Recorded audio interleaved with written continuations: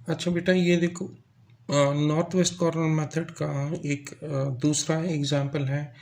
हमें problem given है, इसको हमने using north west corner method हमने इसकी ट्रांसपोर्टेशन कॉस्ट को निकालना है। यहाँ मेरे पास जो है 5 कॉलम्स हैं, 5 डेस्टिनेशन हैं और 4 मेरे पास सोर्सेज हैं या 4 रोज हैं मेरे पास। तो पहला स्टेप क्या होगा, आपने इनको ऐड अप करना है और इनको ऐड अप करना है और देखना है कि ये बैलेंस्ड प्रॉब्लम है कि नहीं है। जब आप इन दोनों को बैलेंस करेंगे, जब आप इनको बैलेंस करेंगे तो आपके पास रिजल्ट आएगा 117।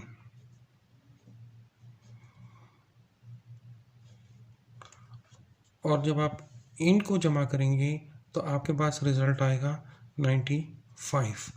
तो आप देखिए, यहीं से आपको पता चल गया कि ये बैलेंस्ड प्रॉब्लम नहीं है। तो आपका पहला स्टेप क्या होगा, इस प्रॉब्लम को आपने बैलेंस्ड प्रॉब्लम में कन्वर्ट करना है। तो यहाँ एक बात याद रखिएगा बेटा, देखो आपके पास जो डेफिशिएंसी आ रही है इन दोनों में, वो आपके पास यहाँ पे आ रही है। दैट मीन्स आपको एक डमी कॉलम ऐड करना पड़ेगा और डमी कॉलम ऐड करके आप इस डेफिशिएंसी को पूरा कर सकते हैं।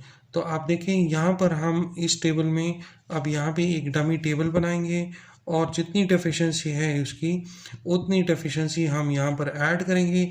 तो हमारा ये प्रॉब्लम जो है ये बैलेंस्ड प्रॉब्लम में कन्वर्ट हो जाएगा और फिर इसको सॉल्व करेंगे। ये देखो बेटा, यहाँ पे मैंने एक डमी कॉलम ऐड कर दिया। इस डमी कॉलम में तमाम वैल्यूज़ मैं 0 पुटअप करूँगा और इन दोनों का जितना डिफरेंस आ रहा है वो 22 का डिफरेंस आ रहा है। तो इस कॉलम को मैं डिमांड में 22 को ऐड कर दूंगा। तो अब ये प्रॉब्लम मेरे पास जो है ये बैलेंस्ड प्रॉब्लम बन गया है। अब मैं इसको सॉल्व करूंगा using north west corner method. तो नॉर्थ वेस्ट कॉर्नर मेथड का आपको पता है बेटा कि ये आपके पास नॉर्थ वेस्ट कॉर्नर सेल है, तो आपने यहाँ से स्टार्ट करना है। डिमांड 30 है, सप्लाई आपके पास 15 है, तो आप 15 एलोकेट कर सकते हो इस सेल को। जब आप 15 एलोकेट कर दोगे तो ये 15 आपके पास 0 बन जाएगा और ये 30 जो है 15 बन जाएगा। ये 0 हो गया तो फिर इन सेल्स को सॉल्व करने की ज़रूरत नहीं होगी। जो रिमेनिंग सेल्स हैं इनमें नॉर्थ वेस्ट आपके पास ये हैं। इस सेल को आप एलोकेट करोगे, डिमांड 15 है, सप्लाई 25 है, तो आप 15 इसको एलोकेट कर सकते हो। तो ये 15 0 हो जाएगा और ये 25 आपके पास हो जाएगा 10। जब ये 0 हो गया तो फिर इन सेल्स को सॉल्व करने की ज़रूरत नहीं है। रिमेनिंग सेल्स में नॉर्थ वेस्ट सेल ये है, इसको एलोकेट करना है। डिमांड 20 है, सप्लाई 10 है, तो आप 10 असाइन करोगे इसको। ये 10 जो है ये 0 बन जाएगा और ये 20 जो है ये 10 बन जाएगा। जब ये 0 बन गया तो फिर इन सेल्स को सॉल्व करने की ज़रूरत नहीं है। ये रिमेनिंग सेल्स हैं, इनमें नॉर्थ वेस्ट सेल ये हैं। डिमांड 10 है, सप्लाई 42 है, तो आप इसको 10 एलोकेट कर सकते हैं। ये 10 0 बन जाएगा और ये 42 आपके पास 32 बन जाएगा। ये 0 हो गया तो फिर इस सेल को सॉल्व करने की ज़रूरत नहीं है। अब नॉर्थ वेस्ट सेल आपके पास ये है, इसको एलोकेट करना है। 15 डिमांड है, 32 सप्लाई है, तो 15 आप इसको एलोकेट करोगे। ये 15 0 बन जाएगा और 32 से अगर आप 15 निकाल लें तो 17 बचता है। यहाँ आपके पास 17 बच जाएगा। ये 0 बन गया तो फिर इस सेल को सॉल्व करने की ज़रूरत नहीं है।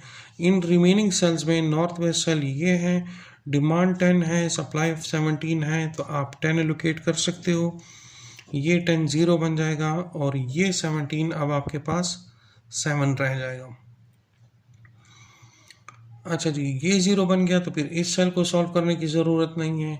इन रिमेनिंग 4 में ये आपके पास नॉर्थ वेस्ट है, सप्लाई आपके पास 7 है, डिमांड 20 है, तो आप 7 इसको एलोकेट कर सकते हो। ये 7 जो है 0 बन जाएगा और ये 20 आपके पास 13 रह जाएगा। ये 0 बन गया है तो फिर इस सेल को सॉल्व करने की ज़रूरत नहीं है।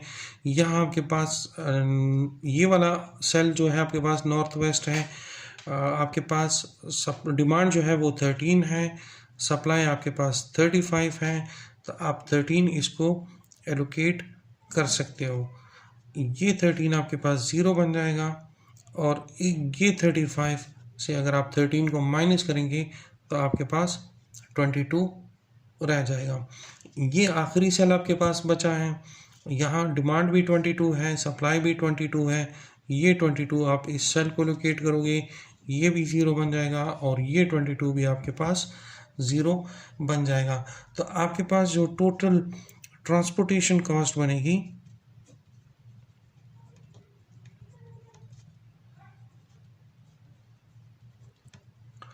वो आपके पास बनेगी 15 into 5 plus 15 into 3 plus 10 into 9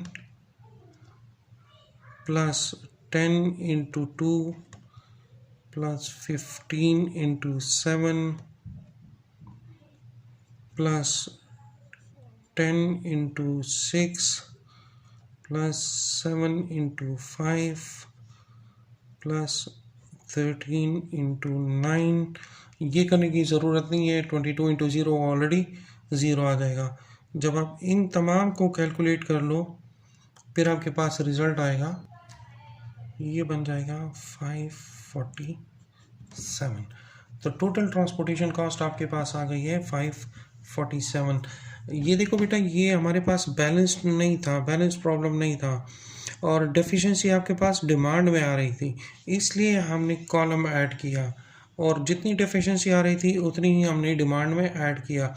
अगर ये डेफिशिएंसी यहाँ सप्लाई में हो तो फिर आपको डमी कॉलम के बजाय डमी रो ऐड करनी पड़ेगी, इस चीज़ का ख्याल रखना है। अगर डेफिशिएंसी आपके पास कॉलम में है तो आप डेफिशिएंसी अगर आपके पास डिमांड में है तो आप डमी कॉलम ऐड करोगे। अगर डेफिशिएंसी आपके पास सप्लाई में है तो फिर आप डमी रो ऐड करोगे। Thank you.